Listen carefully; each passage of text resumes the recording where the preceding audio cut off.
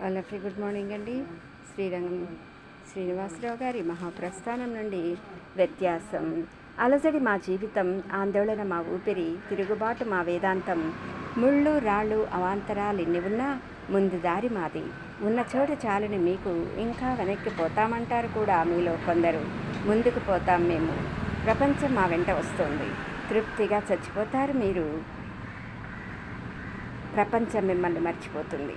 అభిప్రాయాల కోసం బాధలు లక్ష్య పెట్టని వాళ్ళు మాలోకి వస్తారు. అభిప్రాయాలు మార్చుకొని సుఖాలు కామించే వాళ్ళు మీలోకి పోతారు. Thank you.